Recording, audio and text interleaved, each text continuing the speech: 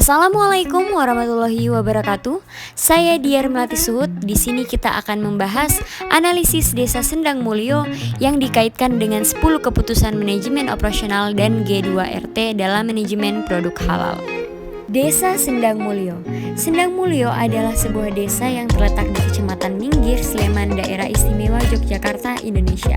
Mayoritas penduduk Desa Sendang Mulyo 90% bermata pencaharian sebagai petani, dan yang lainnya bermata pencaharian sebagai non-petani, yaitu sebagai guru, PNS, wira swasta, dan sebagainya.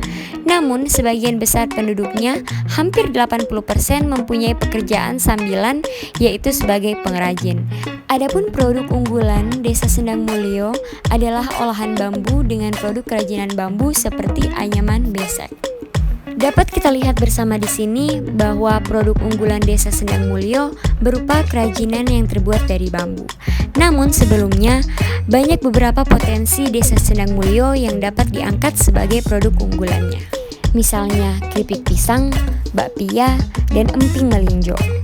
Namun, unit desa G2RT Sendang Mulyo melirik kerajinan bambu sebagai produk unggulan desa ini dikarenakan beberapa alasan, yaitu yang pertama, Desa Sendang Mulyo memiliki pohon bambu yang sangat kaya dan disertai juga dengan sentra kerajinan bambu yang beranggotakan 180 orang. Dinas Perindustrian dan Perdagangan Kabupaten Sleman melihat peluang dari Desa Sendang Mulyo kerap juga melakukan BIMTEK atau bimbingan teknis kerajinan bambu laminasi untuk kelompok bambu Pring Barokah dari Desa Sendang Mulyo. Foto-foto berikut diambil dari akun Instagram Sendang Mulyo Minggir pada bulan Februari tahun 2021. Masuk ke dalam teori G2 Tetrapreneur. G2RT adalah sebuah model baru kewirausahaan masyarakat desa yang berbasiskan kearifan lokal, yakni budaya gotong royong. G2RT sendiri mempunyai 4 tetra.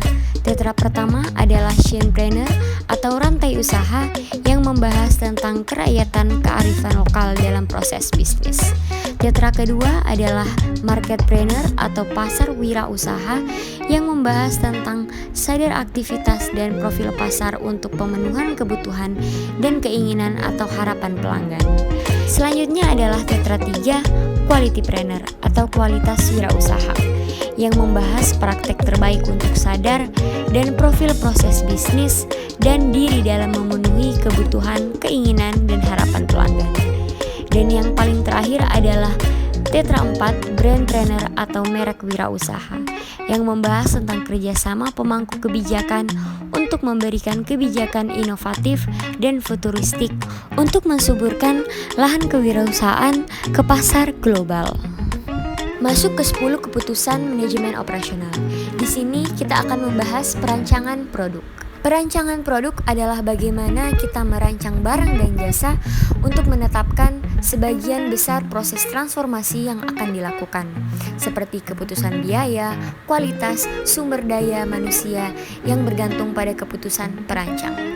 Perancang produk juga menjelaskan apa yang diperlukan dari kegiatan operasi pada masing-masing keputusan manajemen operasi. Misalnya, desain produk biasanya menentukan batas bawah dari biaya dan batas atas dari kualitas.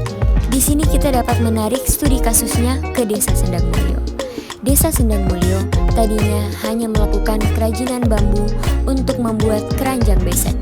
Namun, setelah dilihat-lihat untuk memasuki pasar global seperti yang kita tahu pada tetra 4, yaitu brandpreneur, maka kita harus melakukan kebijakan yang inovatif hingga produk kita dapat mampu bersaing ke pasar global.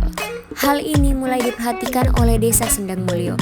Maka dari itu, selain membuat keranjang besek, mereka juga membuat kerajinan-kerajinan turunan seperti kop lampu dan wadah indah.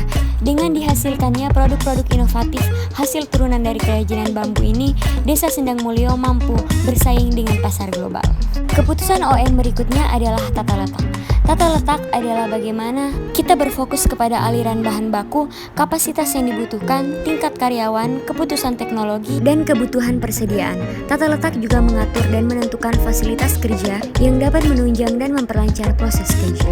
Jika dikaitkan dengan studi kasus di Desa Sendang Mulyo, pemerintah daerah Kabupaten Sleman melihat melihat bahwa Desa Sendang Mulyo memiliki kapasitas untuk memajukan perekonomian daerahnya melalui kerajinan bambu ini.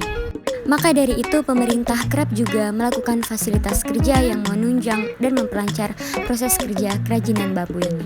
Untuk pendistribusiannya, Desa Sendang Mulyo sudah melakukan distribusi melalui teknologi, salah satunya yaitu Instagram. Diharapkannya selanjutnya Desa Sendang Mulyo menggunakan marketplace untuk menjangkau pasar yang lebih luas.